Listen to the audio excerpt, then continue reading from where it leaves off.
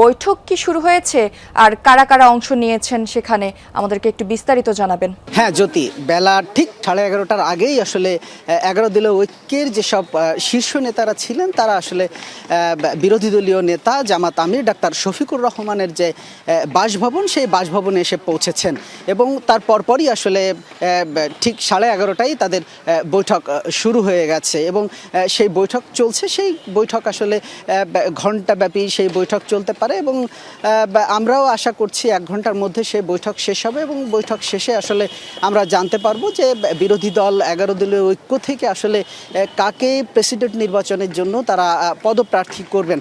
তবে আমরা নীতি নির্ধারণী পর্যায়ের যেসব নেতারা এখানে আছেন তাদের সাথে আমরা কথা বলার চেষ্টা করেছিলাম, বেশ কয়েকজনের সাথে কথা বলেছি।